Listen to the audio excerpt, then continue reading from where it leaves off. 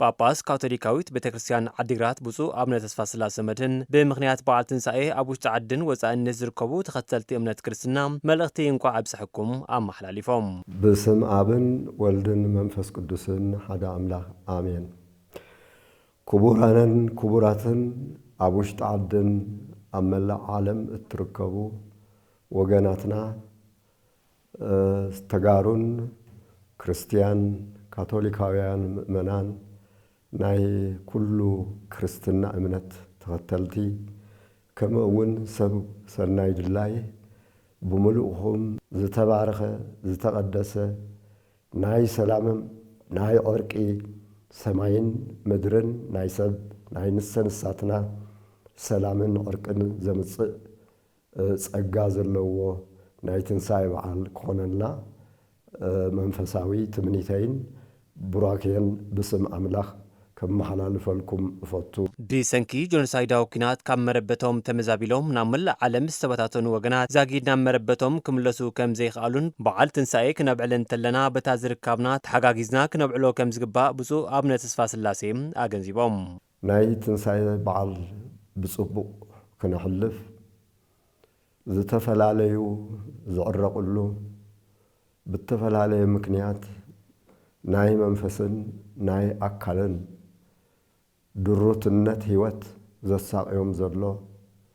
ኣብ ዘለውሉ እቲ ብመንፈስን ብስጋን ዘድሕን ዝምሕር ፈጣሪ ከሰንዮም ዝነብሩሉ ከባብን ዓድን ተስፋኦም ዝተመናመነ ዝሐሸ ነገር ኣሎ ኢሎም ኣፈቐድኡ መገድታት ስደት ንዝሳቀዩ ዘለው እግዚአብሔር በመላእክቱ ቅዱሳኑ ከሰንዮም ተመዛበልቲ ወገናትና ክሳብ ናብ መረበቶም ዝምለሱም ኣብ ውሽጢ ዓድን ወፃእን ዝርከቡ ተጋሩን ፈተውቲ ትግራይን ብቐጻልነት ክድግፍዎም ከም ዝግባእ ድማ ጳጳስ አቡነ ተስፋ ስላሴ መድህን ሚዒዶም። ዓድኹም ስኢንኩም ኣብ ውሽጢ ትግራይ እውን ተኾነ ብሱዳን እውን ተኾነ ብካልእ እውን ተኾነ ኣብ ስደት ትነብሩ ዘለኹም ኣሕዋትና ሓትና ፈጣሪ ምሳኹም ከም ዘሎ ኣብ ጌተ ሰማኒ ኢየሱስ ክሻብ ዝርህፅ ክሳቕ ከሎ ክጭነቕ ከሎ ሰማያዊ ኣቦ ከም ዘይገደፎ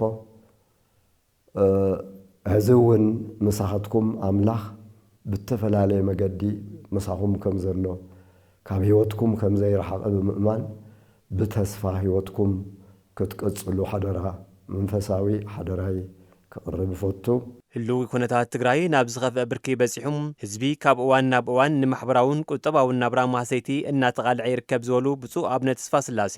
ኣብ ኬንዳ ንልዕሊ 5 ዓመታት ይሳቀዩ ዘለዉ ተመዛበልቲ ወገናትና ናብ መረበቶም ንኽምለሱን ላዕላውነት ትግራይ ክውሕስን ልሂቃን ተጋሩም ስኸኒሎም ንህዝቢ ዝረብሕ ስራሕ ክዓዩ ተማሕፂኖም።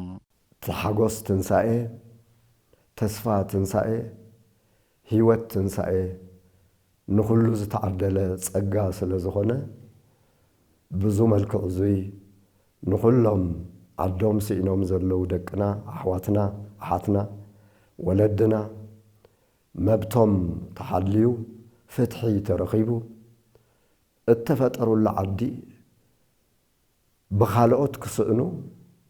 ክንዲዚ ዓመት ኣብ ቴንዳን ኣብ በረኻን ክሳቀዩ ኣብ ቂድማ አምላኽ ዓብዪ ሕዝነት እዩ እሞ ተጋሩ ኣብ ፖሊሲ ኣብ ፖለቲካ ሓይልን ዕድልን ዘለኩም ሓቢርኩም ሓደ ኮይንኩም ስለ ህዝብኩም ስለ ትግራይኩም ሓደ ዓይነት ድምፂ ኮይንኩም ሓደ ጥበብ ለቢስኩም ሒዝኩም ድምፂ እንተተሰሚዑ እንተተደሚፁ